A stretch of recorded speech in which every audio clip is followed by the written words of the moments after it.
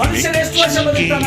ಎನ್ನ ಪಾತ್ರನು ನೆಲೆಗೊಳಿಸುವೆ ಇವನಲ್ಲಿ ಸಮಸ್ಯೆ ಆಗ್ಬಿಡುತ್ತೆ.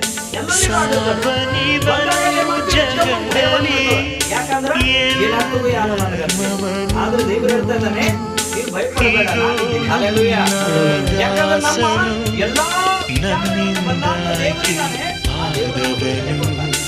ಈ ನಮಗೆ ಸಮಸ್ಯೆ ಬಂದ್ರೆ, ನಮಗೆ ರೋಗ ಬಂದ್ರೆ, ನಮಗೆ ಬಹಳ ತೊಂದರೆ ಆಗ್ತದ.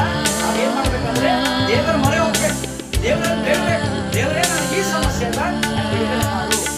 ಈ ತೊಂದರೆ ಅಲ್ಲ, ನಾನು ಬಿಡುಗಡೆ ಮಾಡು.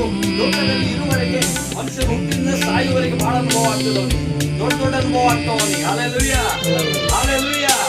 ನೀವು 10 ವರ್ಷಗಳ ಹಿಂದೆ ಇದ್ದಾಗ ಈಗಿರಂಗಿಲ್ಲ, ನೀವು ಈಗಿರುವ ಮತ್ತೆ ಮುಂದೆ ಇರೋಂಗಿಲ್ಲ. ಮನುಷ್ಯನ ಪ್ರತಿಯೊಂದು ಶರೀರದಲ್ಲಿ ಏನಿದೆ, ದೇವರ ಆಶೀರ್ವಾದ ಇದೆ.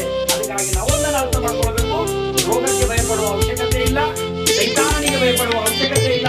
ಯಾಕಂದ್ರೆ ನಿಮ್ಮಲ್ಲಿ ಏನಿದೆ, ಜೀವದ ವಾಕ್ಯವಿದೆ, ಜೀವದ ವಾಕ್ಯ.